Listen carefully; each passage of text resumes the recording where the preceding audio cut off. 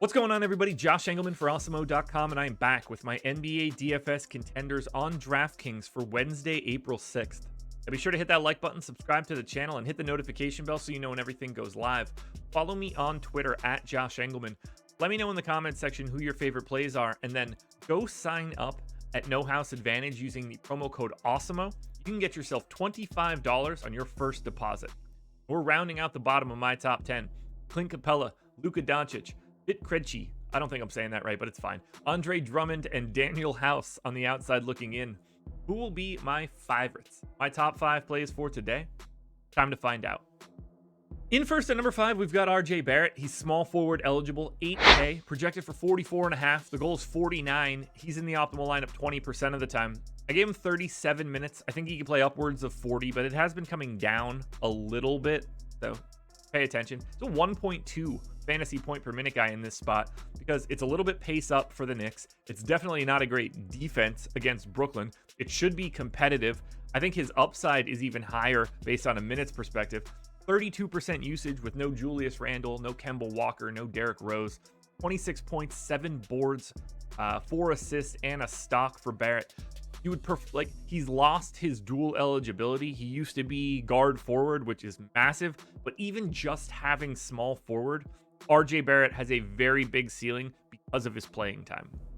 Keep a close eye on this one, but at number 4, we've got Donovan Mitchell. He's shooting guard eligible, 8,500, projected for 49. The goal's 51.5, and he's in the optimal lineup 20% of the time. Look, Utah plays OKC. They're 17-point favorites.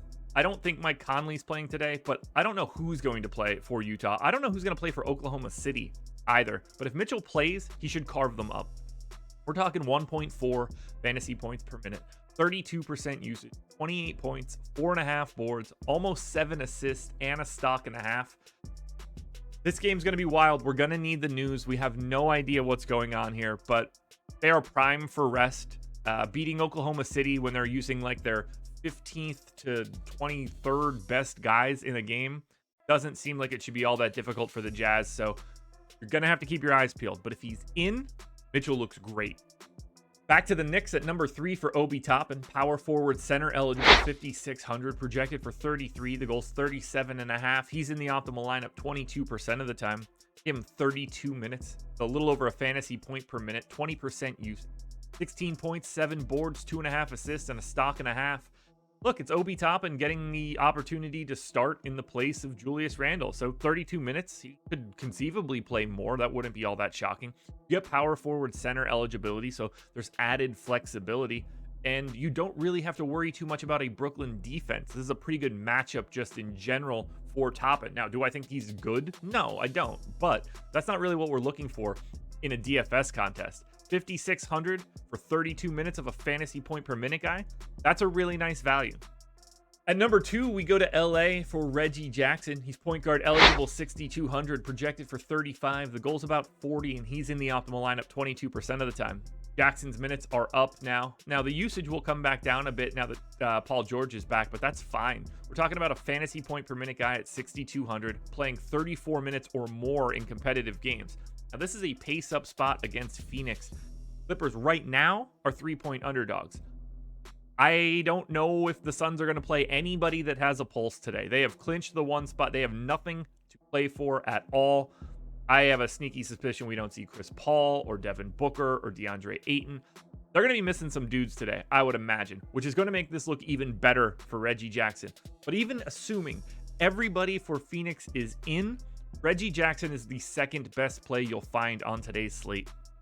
Now, before we get to that number 1 contender, one last reminder, please hit that like button, subscribe to the channel, hit the notification bell so you know when everything goes live. Follow me on Twitter at Josh Engleman. Let me know in the comments section who your favorite plays are, and then go sign up at No House Advantage using the promo code Awesemo. Your number 1 contender for today, at least as of this moment, that would be Trae Young. Point guard eligible, 10,500, projected for 55. The goal is 61. He's in the optimal lineup 24% of the time. I gave him 36 minutes. Now, again, I have no idea who's going to play for Atlanta, but I assume they're at full strength. We're talking about a 1.5 fantasy point per minute guy on DraftKings, 34% usage, 31 points, 10 assists, so a double-double straight away.